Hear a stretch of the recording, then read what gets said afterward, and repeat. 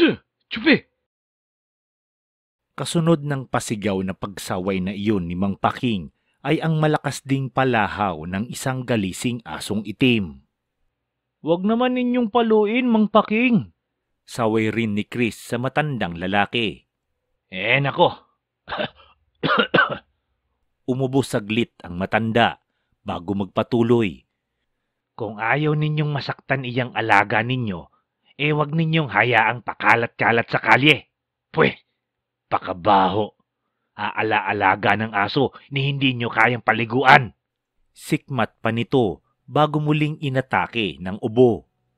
Hindi na lamang sumagot pa si Chris at pinanood na lamang na tumakbo palayo ang kawawang aso. Sa totoo lang ay hindi naman alaga ni Chris ang galising aso. Sadya lamang may maawaing siyang puso pagdating sa mga hayop, lalo na iyong mga palaboy. Kung kaya lamang niya ay kukunin niya ang asong iyon at kukupkupin. Kaya lang kagaya ng asong iyon ay isa rin siyang maituturing na palaboy. Isang barong-barong na nasa 4 na metro ang bawat sulok, ang sukat na gawa pa sa pinagtagpi-tagping manipis na plywood at tarpaulin ng mga politiko ang kanyang tirahan. Pagtitinda ng candy at sigarilyo lamang ang kanyang ikinabubuhay. Hirap na nga siyang buhayin ang kanyang sarili. Tiyak, nakaawa-awa lamang ang kalalabasan ng mga hayop na kukupkupin niya kung sakali. Kaya naman sa halip na alagaan ay iniulat na lamang niya ang mga iyon sa shelter na kanyang alam. Itim at galising aso po. Opo, doon po sa amin sa Kalye 36. Iniulat nga ni Chris sa shelter ang ukol sa aso. Itinala naman ng kanyang kausap sa cellphone nito ang kanyang sinabi pagkatapos ay tumango-tango. Sige kuya, magpapadala na lang kami ng rescuer sa inyo. Bukas o sa makalawa ay kukunin namin ng aso. Tumango na lang din si Chris at nagpasalamat. Kahit sa isip niya ay sana'y mas agahan ng rescuers ang pagkuha sa aso. Pakiramdam kasi niya sa hayop ay tila hindi na ito aabutin ng kinabukasan. Ubod kasi ng payat at tila baga hinang-hina na. Kaya lamang ay ano bang magagawa niya?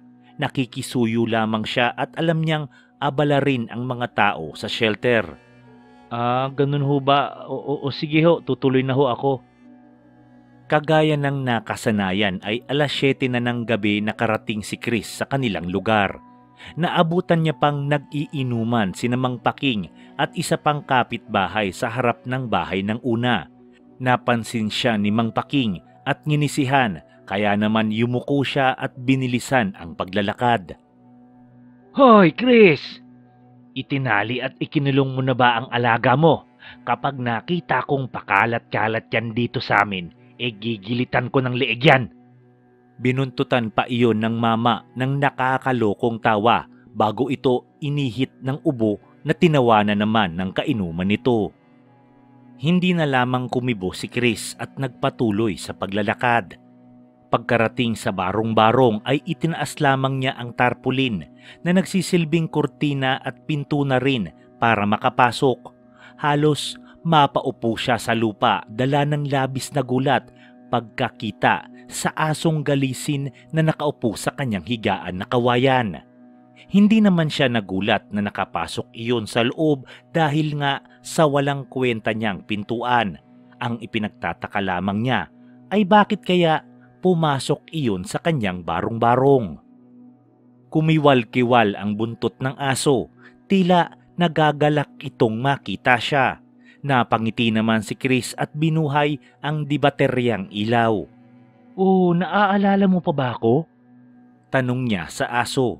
Nagugutom ka na ba? Pasensya ka na, kaninbaw lang ang hapunan ha. Ito lang kasi ang nakakabusog pero murang pagkain na kaya ko. Halika, kain tayo. Kahit pa nga nabitin sa pagkain ay napapangiti naman si Chris habang minamasdan na maganang kumain ang aso. Hindi na pala siya mahihirapang isurrender ito sa shelter kinabukasan dahil hayon at kusa nang pumasok sa bahay niya. Maagang nakatulog si Chris ng gabing iyon, kaya naman mabilis siyang naalimpungatan ng mamalayang hinawi ng aso ang tarpaulin para lumabas. Naalarma siya, baka lumayas na ito at hindi na makita ng rescuers kinabukasan. Isa pa ay naalala niya ang banta ni Mang Paking. Kapag nakita kong pakalat-kalat yan dito sa amin, gigilitan ko ng leeg yan. Dali-dali siyang bumangon at hinabol ang aso, ngunit laking gulat niya nang mabilis iyong naglaho sa dilim. Kalalabas pa lamang noon ay hindi na niya mahagilap. Nasaan na kaya ito? Hindi kaya nadampot na nga ni Mang Paking? Hala, naloko na. Sa naisip niya ay nagmamadaling tumakbo si Chris patungo sa bahay ng matanda. Natanawan niyang nasa harapan pa rin ito ng bahay, nakaupo kasama ang kainuman at tila mga tulog na. Ngunit nang malapit na siya, ay naitakip na lamang niya ang kamay sa bibig nang maaninag na nakatayo sa harapan ng lupaypay na si Mang Paking, ang asong galisin. May usok na lumalabas sa bibig ng matanda at pumapasok iyon sa nakabukang bibig ng aso. Habang nahihigop ang usok, ay unti-unti namang tumatayo sa dalawang hulihang paa nito ang aso na tila tao. Humaba ang nguso at tainga nito. Ang mga kamay at paa ay naging yaong kagaya nga ng sa tao. Nang tuluyang lumungay-ngay ang ulo ni Mang Paking ay hinarap siya ng aso o aswang. Naistatwa sa kinatatayuan niya si Chris, lalo na nang lapitan siya ng nilalang. Wag po, wag po. Aniya sa maliit na tinig.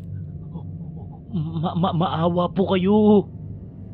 Nang nasa harapan na niya ang nilalang, ay para siyang hihimatayin. Labis ang taas noon, tila nasa 10 talampakan. Itim na itim ang balat, ngunit hindi kagaya ng balat ng asong galisin na pinakain niya ng gabing iyon. Tila ito ibang nilikha. Nang umunat ang kamay nito ay napapikit siya at naghintay ng kanyang katapusan. Ngunit sa halip ay narinig niya ang malalim nitong tinig. Tanggapin mo ito. Ito ang pamasahe mo sa kabilang buhay. Naghihintay sa roon ang espesyal na pagtrato kagaya ng ginawa mo sa akin at sa iba pang hayop na inaabuso. Nagmulat ng mga mata si Chris. Nakita niyang nakalahad ang kamay ng nilalang na may mahahabang daliri. Sa palad nito ay may 2 ginintoang barya na may ukit ng ulo ng aso, katulad ng ulo nito. Nag-angat siya ng tingin, ngunit sa isang iglap ay nawala ang nilalang at sa kamay niya ay nadama niya ang bigat ng gintong barya. Kinaumagahan ay pumutok ang balita na binangungot si Mang Paking at natagpuan na lamang na walang buhay sa harapan ng bahay ng mga ito. Kasabay ng balitang iyon ay ang pagdating naman ng rescuers upang kunin ang asong iniulat ni Chris. Ngunit hindi na mahanap ng mga iyon ang aso, maging ang mga residente ay hindi rin maituro kung nasaan ang asong ilang araw ng pagala-gala sa kanilang lugar. Nakakapangilabot naman. Wika ng isang manang. Namatay lang si Paking ay nawala na rin yung asong galisin. Abay, oo nga ano. Susog pa ng isang tsismosa. Hindi kaya aswang yun at siyang yumari kay Mang Paking? Nako, oo nga, nakakatakot naman. Ani pa ng isa. Tuloy ay kumalat sa buong kalye 36 na aswang ang asong galisin at ito ang pumatay kay Mang Paking. Tahimik lamang si Chris na nakikinig sa mga tsismisan. Alam niya ang totoo. Hindi aswang ang aso at lalong hindi ito aso. Alam niya dahil nakaukit sa gintong barya na nanggaling dito ang totoo nitong pangalan. Anubis.